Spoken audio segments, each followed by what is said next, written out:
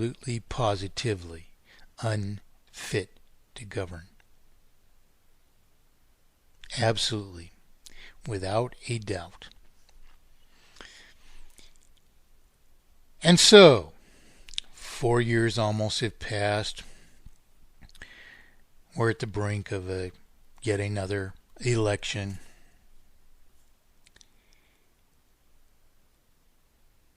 And how do we measure whether we were the ones we have been waiting for? Well, we can't say much about our own selves.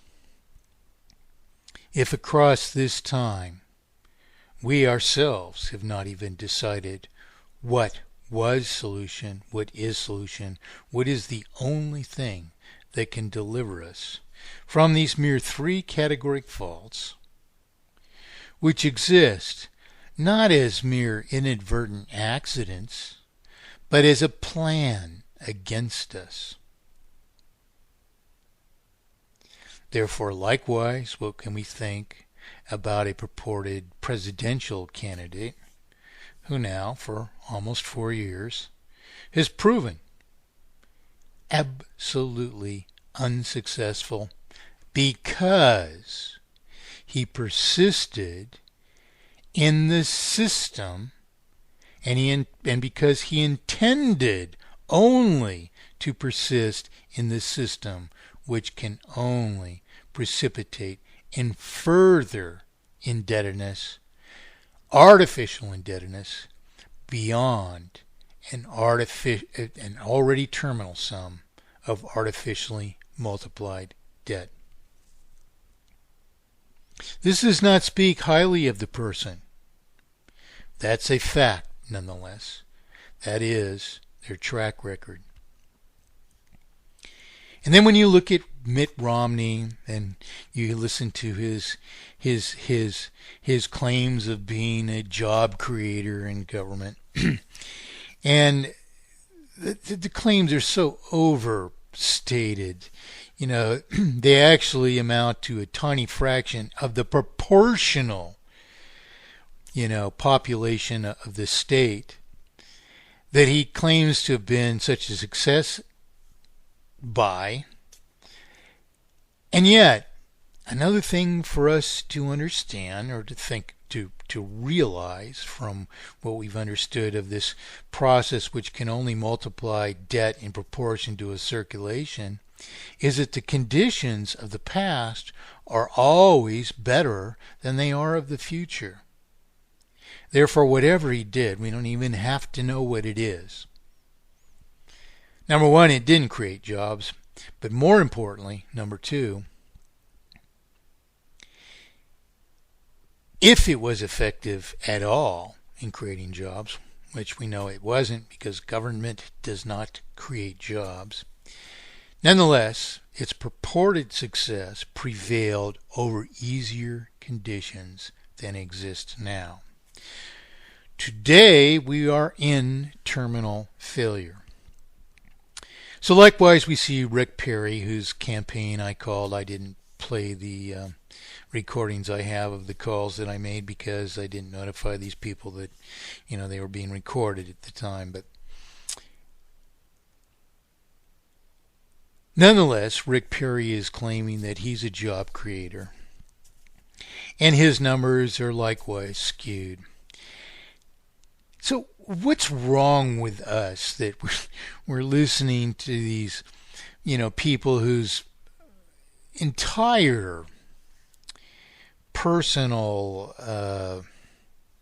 disposition is to invest in mere vanity? That is, every hair is in place. They dress like penguins. They claim falsehood after falsehood after falsehood as evidence of that they're going to serve you, and yet not one of them, Ron Paul included, who's an advocate of banking Ron Paul supporters, not one of them addresses the obfuscation of the currency, while I myself have personally made every attempt to contact their campaigns and apprise them of it without reply. Without reply by the candidate, regardless of whether the people I talked to on the phone were extremely enthusiastic about the proposition of mathematically perfected economy and a proof of inevitable terminal failure, which mathematically perfected economy and mathematically perfected economy solves all the resultant issues of. Well, how can this be if these people are really what they're pretending to be, which is your benefactors smiling away and all? I'm so disgusted by all this, I can hardly tell you. I've been doing this for 43 years, and I mean, that people watch this stuff, it disgusts me beyond any extent that I can possibly convey to you, because this is the entertainment of fools.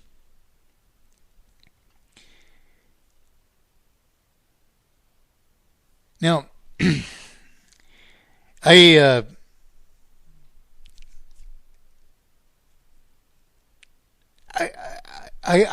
can hardly tell you how much material that gets sent my way, which is the goods on these people. Let's just maybe address some of it here. Here's something that was sent to me about Newt Gingrich. In the immediate wake of, the yet latest so-called debate, which debate never addresses the relevant issue, which is the obfuscation of the currency. Without addressing that issue, we will not overcome our problems, not one country of the world. And of course, we can not only address the issue, but prove that there's a singular solution for the consequences of this obfuscation of the currency, which solution is to count all prior payments of interest instead toward principal, subjecting the remaining balance, if any, to the obligatory schedule of payment of mathematically perfected economy, and then recrediting the accounts of the people so that a circulation is restored which is equal to the remaining value of all represented property. And that can be done by software in a matter of minutes. All of it. And I showed how to do that to the Reagan campaign in 1979. Whereafter, because I had ears in the Reagan administration, I later provided computer models in 1983 and 4, which actually calculated the maximum possible lifespan of this present implementation of usury, and projected that the current system would fail at approximately 2010 AD globally. So where are we today? Do the math. How many years have gone by? That's over 30 years ago just there, and it began a dozen years before that. Every president since and including Gerald Ford has been apprised of mathematically perfected economy. Now, people like to think, they pick out their favorite. They love one of these guys or many of these guys. Maybe all of them on one side of the aisle, maybe all of them on the other side of the aisle. But if these are truly good people, how is it that a proposition of mathematically perfected economy continues to fall through the cracks? Is it plausible even to presume that there is more than one solution for inflation and deflation even? That is, if circulatory inflation and deflation are defined respectively as increases or decreases in circulation per represented wealth, represented property, whatever it is, per. If that's a definition, is it plausible to think there isn't a solution for inflation and deflation when it's second grade math to realize that, if an increase per or a decrease per is the violation that we need to eradicate, that the solution is to maintain a circulation which is always equal and fully disposable to the remaining value of represented property? That's second grade math. 7-year-olds. When I was 7 years old, I could give you the answer to that question. I guarantee you. So what are we doing? Refusing to answer it. The other day I was sent this thing right after, the Republican debate, so-called. Preposterous claims here. It says, tonight in Orlando, Newt showed his command of the issues and reminded viewers once again that he is the only candidate with a proven track record of conservative success on the national level. He is the only candidate with a proven track record. Well, if we're in this mess, and he was part of government, how can he have a proven track record of success? Have we ever, even for a moment in time, since the so-called Federal Reserve System, which is 12 private corporations, was imposed upon us in a purposed misnomer of that name, have we ever once, even for a moment, failed to suffer the impetus of an ever-escalating sum of falsified indebtedness in proportion to our capacity to service debt? Never once could we have been better off in the next moment than we were in the prior moment. Never once, never in the history of the world, is that even mathematically impossible to transpire. So we know already, first sentence, huge lie. With a proven track record, my derriere, a proven track record of conservative success, come on, conservative success.